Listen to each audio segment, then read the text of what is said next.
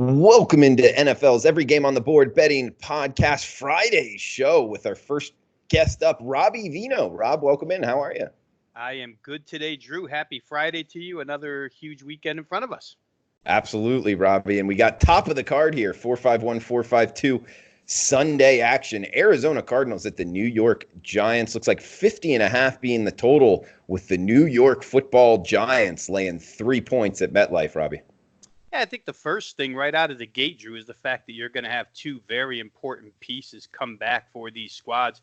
In the Giants' case, Saquon Barkley, which every fantasy player is happy about, I'm sure. And on the Arizona side, Patrick Peterson, number one cornerback for the Cardinals, has served his suspension. He'll be back in play. The Arizona defense has been pretty horrid all season long. So Patrick Peterson can only help in his first game back. Arizona right now, Drew, I don't know how you feel about them, but offensively, they seem like they're getting in sync with this Lincoln Riley offense. Kyler Murray looks a little better. Not sure if it's a product of the last two opponents they've played, Atlanta and Cincinnati, two of the worst defenses in the NFL. But that being said, it's two straight up wins. It's 2-point spread covers. It's 60 points in two games, an average of 30 per game. So for the Cardinals, things are looking pretty good. We'll hear an awful lot. We always hear an awful lot, right, about the West Coast team coming east to play the 1 o'clock start. Right. How about it's Arizona's third time doing this in 7 weeks? They came east to play Baltimore. They lost 23-17 as a 13-point dog, but they covered. They came east to play Cincinnati. They were a 3-point dog. They won straight up, 26-23. So they're already 2-0 doing this. They haven't had a bye week yet, so it's 3 times west to east. 1 o'clock start within their first 7 games. The schedule maker wasn't kind to them, but they seem to be immune to it. Like I say, 2-0 against the spread already. So I don't know that comes into play here. The Giants are off of back-to-back games that are kind of opposite of what Arizona's off of. We talked about the weak defenses they played. The Giants have had to face New England and Minnesota in back-to-back weeks. Thus, you wind up with 35-14 and 28-10 losses. I think that they'll be very happy to see the step down in class defensively presented to them by the Arizona Cardinals.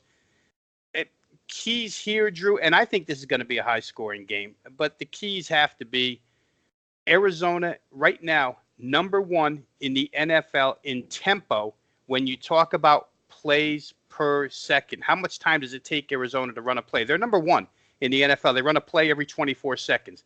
Giants are number 8. Surprisingly enough, they run a play every 26 seconds. So you got 2 high-tempo teams facing off against 2 bad defenses, 2 mobile quarterbacks. They're middle of the road where their sacks are concerned. So I don't think Murray or Daniel Jones will be under much pressure here. I think what you wind up with is probably a high-scoring game. And I would not be surprised, Drew, whatsoever if Arizona walked in here and won the game straight up. So for those that are daring in that way, where they have 3-point underdogs and like to go money line, to me, Arizona's worth that shot. And that's a fascinating stat here, Robbie. I'm actually taking notes in terms of, so this is the Cardinals' 3rd time playing in the Eastern time zone, and they're already 2-0 ATS, correct? Yeah, 1 in Baltimore and 1 in Cincinnati. Yep. Great stats there, man. We got next game up, 453, 454 Houston at Indianapolis. Key division battle here and a competitive spread. Indianapolis laying 1 now. There are pick'ems out there, so important one to shop around, guys. Get the best of the number. 47 the total, Robbie. Yeah, we're seeing some take back on this game as we speak, Drew. I think right before we came on here on Friday afternoon, there was a little push back toward the Houston Texans. I happen to like the Colts side here. I think that the bye week did wonders for the Indianapolis Colts. Boy, health-wise, and they needed some guys back because they have been decimated by injury up until this point. When you just talk about the guys that they lost, when you're speaking about key personnel, Darius Leonard fits the bill of key personnel. T.Y. Hilton, Marlon Mack. The only guy that won't be back to 100% health here or close to that is going to be Malik Hooker, the safety, who's still going to remain out for the Indianapolis Colts. But boy, oh boy, having T.Y. Hilton back is huge. Having Marlon Mack running healthy is huge. And obviously having Darius Leonard in the middle tackling machine is huge for them. I think another big matchup in this game is that Indianapolis offensive line, which I find to be nationally very underrated. I mean, Quentin Nelson and company are beasts up front. And Houston, if they have one strength, there's not many of them on the defensive side, but if they have a strength, it would be their defensive front and their ability to pass rush. But to me, Indianapolis can negate that. They're so balanced offensively, able to open holes for Mack, able to protect Jacoby Brissett. Now with weapons back, they should be able to move the ball offensively here. The Houston secondary has been a mess all season long. So I think that Indy is in good shape on the offensive side. And for Houston, it's going to be a little bit different of a challenge here. We love Deshaun Watson, obviously. It probably, along with Russell Wilson and Patrick Mahomes, they are the kings of making something out of broken plays. But they've played two real weak defenses the last couple of games, Atlanta and Kansas City, barring what we saw last night out of KC. They looked pretty good. But up until that point, they had looked horrible. Texans played some soft defenses, scored a lot of points. Indy not that soft on the defensive side. 3-0 on the road against the spread are the Texans so far this year. So you have that to counter any Indianapolis argument. However, I think that when you take a look down there, common opponents, Atlanta, KC, and the Chargers, both of these teams have played all three of those. And they both covered all three games against those teams. So that's a little bit even as well. Fundamentally is what it comes down to for me. And I think the health and the bye week for Indianapolis is enough to get me to the Colts. Robbie, we got AFC East and my lowly Miami Dolphins catching 17 on the road against the Buffalo Bills. 41 the total in this one, Robbie. You want to recommend them? If you made me bet a side, yeah, with Fitzpatrick at the helm, I would take the Dolphins to stay within the number here. Now, granted, that's coming from a Dolphins fan, but yeah, I would, but I'm not going to bet it now, Robbie. Well, when you and I did college the other day, one of our games, I think, involved the Cal Golden Bears. And I made the reference that the Cal Golden Bears are the Pac-12's version of San Diego State out of the Mountain West. Great defense, but you can't trust them to lay big numbers because they just don't score enough. And maybe the Buffalo Bills are the AFC East version of the same thing, right? They haven't scored over 28 points all season. So to lay 17 is asking quite a bit in a divisional game. When you look at what Buffalo's played so far, I mean, they played Cincinnati, the number 31 ranked defense out of 32 in the NFL. They only scored 21. They played the Giants, ranked 28th in defense in the NFL, scored 28 points. That was their high. Played the Jets, ranked 19th in the NFL in total defense, scored 17. So, Miami's defense might be bad, but can we expect Buffalo to get better than 28? I don't think so. They do come off a bye. You never know what's been worked on during the bye week. Maybe Josh Allen, got together with the OC and they found some stuff they can work on. But I don't know that I could trust it here. And Brian Flores, the new head coach for Miami, obviously has coached inside the AFC East forever. I think he started with New England back in 2004. So he knows Bill Belichick's game plans for the Buffalo Bills as recently as last year. Certainly he'll put forth something game plan-wise. Let's see if the players can execute it. It's a divisional game. Buffalo's already got one loss inside this division, so they can't afford another one. They're not going to lose the game, but covering 17 is another question, the way they play offense. Something I'll probably lay off of, Drew, but I could not. It's why I asked you, would you recommend them? I couldn't argue with anybody that would recommend the Miami Dolphins here.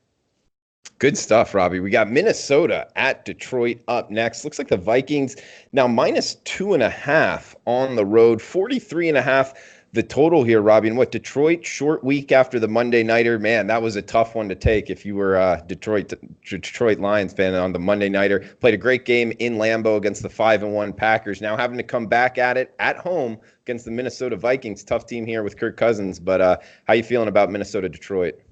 Yeah, and I think it all starts and ends here, Drew, with the fact that we have another divisional matchup here. And for the Minnesota Vikings, it's desperation. They're 0-2 inside the NFC North already. So to go 0-3 would probably negate any chance of winning a tiebreaker should they tie with any of these teams, whether it be Chicago or Green Bay or whoever at the end of the year. They need this game. 0-2 is a tough state. They've lost to Chicago. They've lost to Green Bay. Detroit's 0-1 in the division. I'll tell you what, if it weren't for the Minnesota desperation in this game, I might even side with the Lions because I think they're a lot better than people think. They played a great game Monday night. They were probably the better team Monday night than were the Green Bay Packers. It looks as if they might get some help in their defensive line rotation. If they can get Deshaun Hand and Mike Daniels back, that gives them 6 guys to run in and out of there. That will bode well for their defense. To me, without going much farther than that, I think this game shapes up as an under. And Minnesota's number 5 in the NFL in total defense.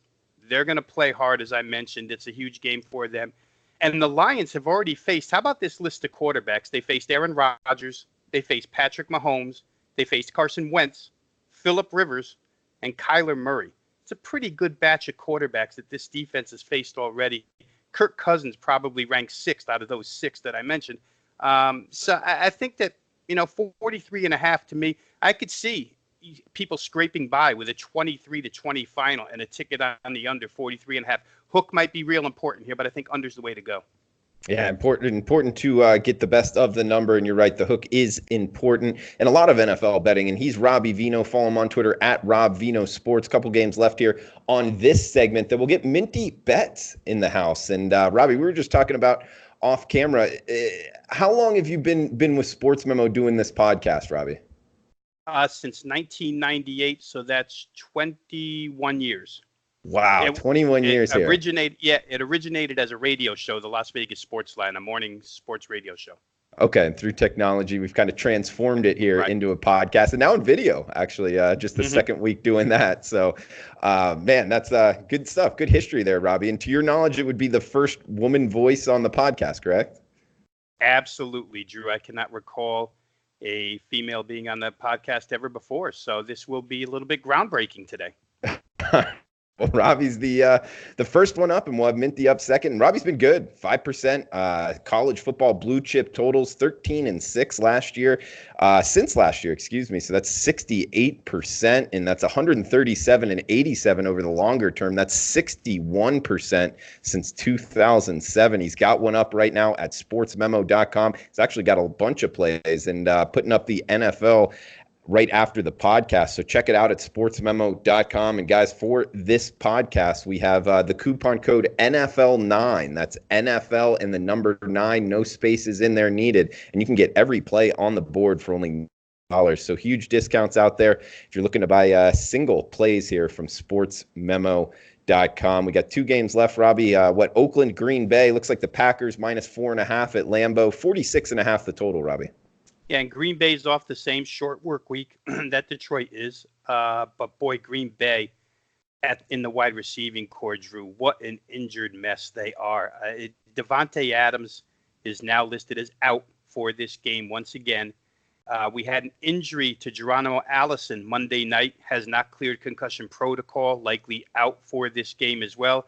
And then we have Marquez Valdez-Scantling also injured and may be forced to play because they just don't have enough wide receivers. If all 3 of those guys don't go, which at right now I'd rate it probably 60-40 that they can't go, then your wide receivers for Aaron Rodgers and company are Jake Kumalo and Alan Lazard. Jimmy Graham is also hurt at tight end. What it means, all summed up, is they're probably going to lean heavily on that offensive line in the ground game here. Take a flip to the other side, and we've already seen that John Gruden has begun to lean on the ground game for the Oakland Raiders. Josh Jacobs becoming a household name for the Oakland Raiders at running back, the former Alabama back, first year in the league.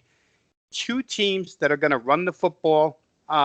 Neither one plays especially great run defense. The Raiders a little bit better than the Packers, but I think that what you'll find here is a lot of 8-man boxes. Both of these teams are going to dare the other to throw the football. To me, it makes it real simple fundamentally. I'll probably play under. I think Green Bay would love to just run clock and get out of here with a 2016 victory, something like that. The Raiders probably come into play as a live dog here, Drew. They've had the week off. They have a little bit of confidence now, 3-2 inside that division, 3-2 straight up. So certainly John Gruden will bring a team that thinks they can win into this game. But for me, the lead play would probably be under, and I might be able to follow that up with Raiders plus points because I really do think Green Bay just wants to get out of Dodge alive. It's a non-conference game, so there's no special meaning to it. And like we're saying, with only a few days, or at least with one less day preparation, should be tough on the Packers. Robbie, 1 game left here. And guys, follow him on Twitter at Rob Veno Sports. Check out his packages at sportsmemo.com. sportsmemo.com, and remember the coupon code NFL9 at checkout. Sportsmemo.com. Every play on the board, just $9 with that coupon code NFL9. Unlimited use as well. We got Jacksonville at Cincinnati. Robbie, looks like the Jags and the mustache laying 4 on the highway. 43.5 the total, Robbie. Well, you got to love him too, Drew. I mean, what he's done for that team offensively. And you know what? Nick Foles is going to return to practice, and it'll be an interesting decision within the next couple of weeks which way Jacksonville is going to go at the quarterback position. Right now, I think you would have to favor Minshew, but we know that the money talks, and maybe Nick Foles regains his job based on that. But right now for this game, I found that Jacksonville unassumingly has become a pretty good total play because odds makers haven't really adjusted to the fact that Jacksonville can now score with this quarterback, and they've been able to produce a couple of overs, and I think you might see another one here. Jalen Ramsey, now on the LA Rams, so their shutdown corner, half the field taken away, is now gone. They've played without him the last 2 weeks. Didn't fare too bad, but they're still susceptible to the pass at this point in time. Cincinnati might be able to make enough happen. I know they're a disaster across the offensive line. Certainly without A.J. Green, they're not the same wide receiving core all season long thus far, but they'll probably be able to make enough plays here. The total sits low at 43, and to me, with Minshew at quarterback against a defense like this, which, by the way, ranks 31st in the NFL in total defense, I think he's good for 24 to 27 points the way he moves the football. So 27-17 gets you home. I think that's more than reasonable here. I would probably look at total and Jacksonville. Those would be the two recommendations in that contest. Nice, Robbie. Good stuff, as always. Before we head to the next section here, Robbie, anything else you want to throw out to the watchers before we shut this down? We do this every week, Drew, but let's just thank all the listeners and all of you that are watching the videos now that we have them up. Certainly, we want to continue that in the future here and hopefully bring a lot more followers to Sports Memo here video-wise and podcast-wise. So good luck to everybody with their tickets this week. Hopefully what we're saying here on the show makes you some money, because that's the intent of doing this. We're not just trying to take up time out of our day, but we're trying to get you to cash tickets here. So hopefully that's the way it rolls this weekend. Yeah, great stuff, Robbie. Have a fun, safe weekend, buddy. And guys, we'll be right back with Minty Bets, finish off the NFL Every Game on the Board podcast.